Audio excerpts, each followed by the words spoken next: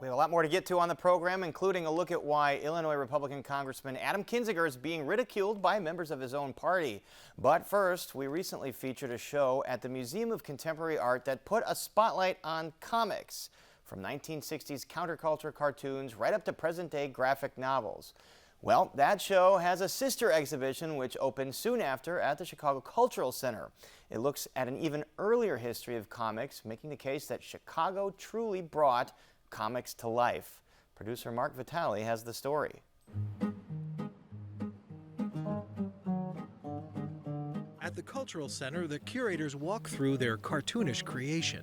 They are acclaimed artist Chris Ware and the city of Chicago's cultural historian Tim Samuelson.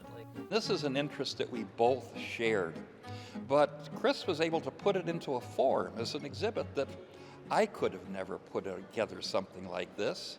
And even where there's comics pages that I know really well and I've read since a kid, when I see them on the wall like this, it's like, oh, wow. A comic strip really is kind of a visual two-dimensional rat maze. So I tried to create a three-dimensional analog to that and to use every available spot that I could, because in comics you're likely to see a dialogue balloon here, see a dialogue balloon here, an image behind. So I wanted to use the entire walls, not just have everything be a dried bathtub ring of imagery that gets dreary. Comics are a very active thing. I wanted it to be as fun and as exciting as a comic strip actually is. We last met Chris Ware at his home studio in January 2020.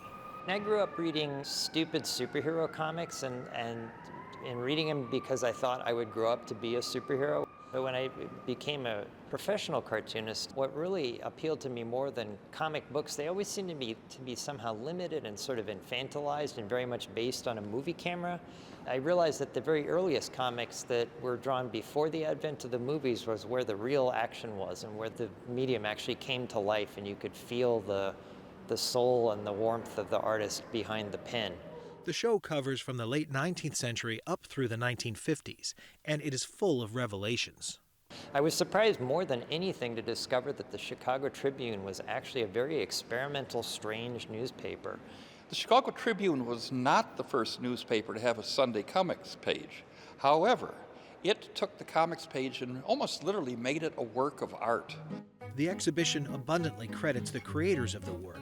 That includes Frank King, whose characters in his Gasoline Alley strip aged day by day and year by year. But the author of one short-lived Tribune comic strip from 1905 remains anonymous.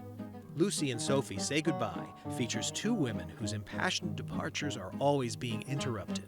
It was published anonymously, not signed, which indicates something that was, that they were kind of pushing the envelope there. It didn't run for very long, but it's a beautiful strip and very powerful. The very first same-sex comic strip in the history of the medium. Though some of the material is on loan, much of it comes from the curator's personal collections. Some of these things are part of my own childhood obsession. It's kind of interesting to see little bits of your own existence and obsession, to see it on a gallery wall and other people looking at it.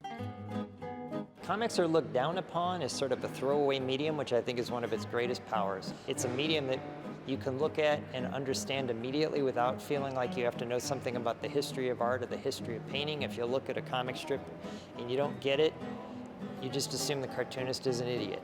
It's a powerful medium, it's a beautiful medium, it's an emotional medium, and it's an unpretentious, personable medium, and that's what I hope to highlight with this show, is to have some sense of like what the rich textures of life and how it could be communicated in something that was essentially trash.